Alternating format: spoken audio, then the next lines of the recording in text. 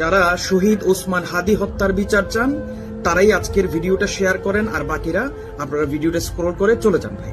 নিশ্চয়ই আমরা সাগর রুনি হত্যাকাণ্ড সহ বাংলাদেশে যত হত্যাকাণ্ড হয়েছে যেগুলো সুষ্ঠু বিচার পায়নি বলে একটা নির্দিষ্ট দলকে বিতাড়িত করার প্রক্রিয়া নিয়ে বিতাড়িতই করে দিলাম।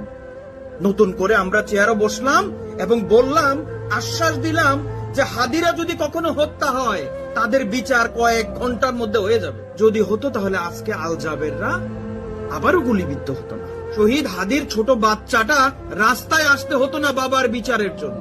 মনে রাখবেন, বাংলাদেশের জমিনে এই শহীদ হাদি হত্যার বিচার যদি এই সময় না হয় তাহলে তাহলে আপনারাও নিরাপদ না ভাই। আপনারাও কিন্তু তাদের বন্দুকের নলের আগায় আছেন ভাই। মনে করছেন ক্ষমতা টমতা তো এখন শেষ হয়ে যাবে, হ্যাঁ এখন অন্য দল নতুন দল আসবে আমরা বাইচা যাবো না ভাই। আপনারাও তাদের বন্দুকের নলের আগার টার্গেট হয়ে আছেন ভাই। আর বাচ্চাটার দিকে তাকালেও কি একটু মায়া হয় না ভাই? এ বাচ্চাটা তো এখন বাবার আদর পাওয়ার কথা ছিল ভাই, এখন তো বাবা ছাড়া সে কিভাবে বেড়ে উঠবে? ঢাকায় আবারও রণক্ষেত্র কেন হবে ভাই? যাদের সাথে রণক্ষেত্র হওয়ার কথা ছিল তারা তো নাই বাংলাদেশে ভাই। এখন কার সাথে রণক্ষেত্র তৈরি করছি আমরা? কেন আবার নতুন করে বাংলাদেশে রণক্ষেত্র হচ্ছে ভাই? আমরা বাংলার সাধারণ মানুষ জানতে চাই, আমরা আমাদের জানমালের নিরাপত্তা চাই।